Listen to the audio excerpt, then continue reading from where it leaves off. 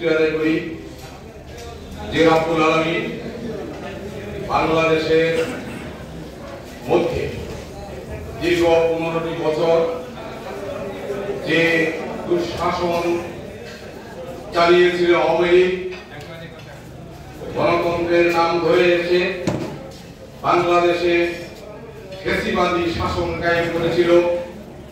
এই বাংলাদেশে গুম, খুন, হামলা, মামলা, আয়নাঘর সহ এমন কোন নির্যাতনের বাকি রাখে নাই যা তারা বাংলাদেশে করে নাই।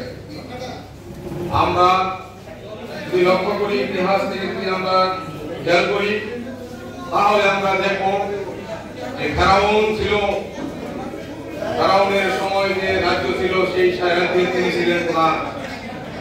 তিনি নিজেকে বক্তব্য রাখবেন আজকের অনুষ্ঠানের সম্মানিত প্রধান অতিথি বাংলাদেশ জামাত ইসলামীর ময়মনসিংহ জেলা। আপনাদের প্রতি কৃতজ্ঞতা জানাচ্ছি। জামাত ইসলামীর এই ক্ষুদ্র আয়োজনে আপনারা একত্রিত হয়েছেন, আমাদের ডাকে সাড়া দিয়েছেন, আমাদেরকে ভালোবেসে আজকের এই প্রোগ্রামে আপনারা এসেছেন। এই জন্য আমাদের এই কৃতজ্ঞতার পাশে আপনারা আবদ্ধ করেছেন, আপনাদের প্রতি আমরা কৃতজ্ঞতা জানাই।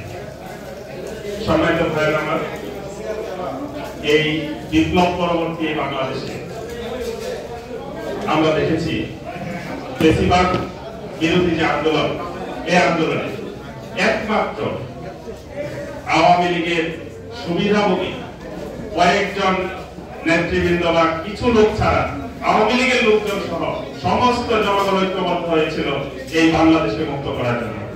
আমরা দেখেছি আওয়ামী লীগের অনেক সাধারণ মানুষ, সাধারণ কর্মী, তারাও ফ্যাসিবাদ বিরোধী আন্দোলনে সাধারণ ছাত্রদের কাতারে নেমে এসেছিল, যে কারণে ফ্যাসিস্ট হাসিনার পতন হয়েছে। আমরা মনে করি আজকে এই হলরুমে আমরা যারা আছি, এই ইফতারের পূর্ব মুহূর্তে আমরা যারা একত্রিত হয়েছি, ফুলবাড়িয়াকে যেইভাবে আমরা ঢেলে সাজাতে চাই, আমরা যদি সিদ্ধান্ত নেই এই ফোরামের, এই হলরুমের সিদ্ধান্তই যথেষ্ট হবে বলে আমি মনে করি।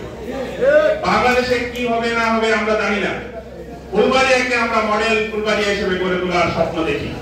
এজন্য আমরা সমস্ত রাজনৈতিক দল, সাংবাদিক বৃন্দ, ব্যবসায়ী প্রতিনিধি এবং সুশীল সমাজ, এই দেশের এই ফুলবাড়িয়ার পেশাজীবী সবার কাছে আমার উদাত্ত আহ্বান থাকবে, দল যার যার থাকতে পারে, ব্যক্তি আদর্শ যার যার থাকতে পারে, কিন্তু এই ফুলবাড়িয়া, এই বাংলাদেশ আমাদের সবার, দিন শেষে এই বাংলাদেশ আমাদের সবার। বাংলাদেশের স্বার্থে, দেশের স্বার্থে, ফুলবাড়িয়ার স্বার্থে, ন্যায় বিচারের স্বার্থে ঐক্যবদ্ধ আমাদের থাকতে হবে এবং আমরা আগামীতে ইনশাআল্লাহ আমরা ঐক্যবদ্ধ থাকবো। অন্যায়ের বিরুদ্ধে, অনাচারের বিরুদ্ধে আমরা দুর্বার প্রতিরোধ করে তুলে ঐক্যবদ্ধভাবে ফুলবাড়িকে গড়ে তোলার স্বপ্ন দেখবো। এই আশাবাদ, এই আহ্বান জানিয়ে আমি আমার কথা এখানে শেষ করছি। আল্লাহ হাফেজ, সবাইকে ধন্যবাদ। আসসালামু আলাইকুম ওয়া রাহমাতুল্লাহ।